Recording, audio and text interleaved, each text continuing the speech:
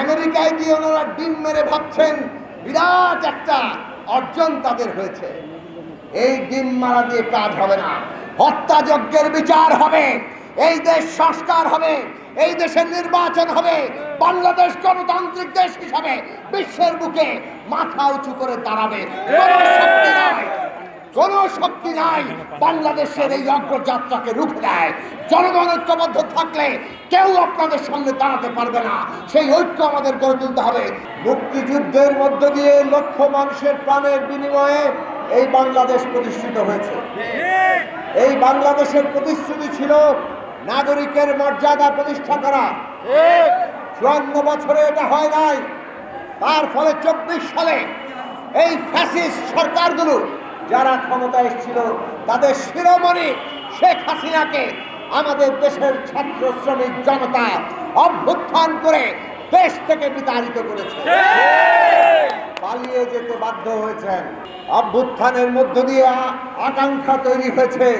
ওই যে ৭১ সালে আমাদের আকাঙ্ক্ষা নাগরিকের মর্যাদা প্রতিষ্ঠা হবে, সেইটা আজকে এই অভ্যুত্থানের মধ্য দিয়ে আবার নতুন করে আমরা স্বপ্ন দেখেছি যে বাংলাদেশে এইবার নাগরিক মর্যাদা প্রতিষ্ঠা হবে।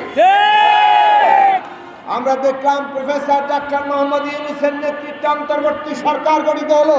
সেই সরকার নানা কমিশন গঠন করেছেন। দেশের সংস্কার হবে, পুরনো রাজনৈতিক বন্দোবস্ত বদলে যাবে, দেশের নতুন ব্যবস্থা তৈরি হবে, বন্দোবস্ত তৈরি হবে। সেই বন্দোবস্তর ব্যবস্থায় যদি শ্রমিক, শ্রমজীবী, কৃষক, মেহনতি না থাকে সেটা কি বাংলাদেশ হবে?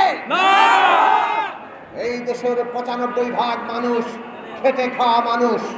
কৃষক, শ্রমিক, ক্ষেত মজুর, দিন মজুর, শ্রমজীবী, শহরে গ্রামে তারা প্রতিদিন শ্রম দেন, সম্পদ তৈরি করেন।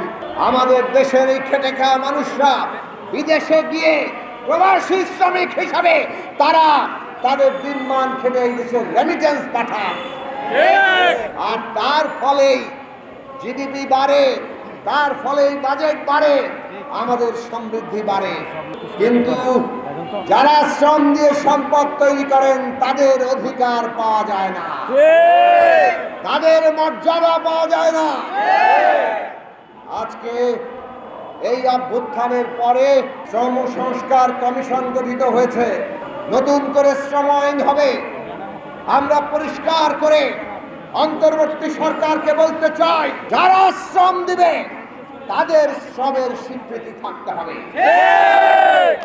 আপনারা কেবলমাত্র শিল্প প্রতিষ্ঠানের একটা সংজ্ঞা তৈরি করে তারপর আপনারা ইউনিয়ন করার অধিকার দেবেন।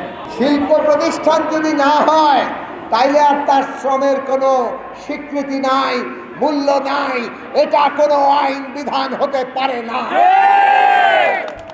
নাগরিক মর্যাদা মানে আপনাদের প্রথমেই সকলের শ্রমের স্বীকৃতির ব্যবস্থা করতে হবে।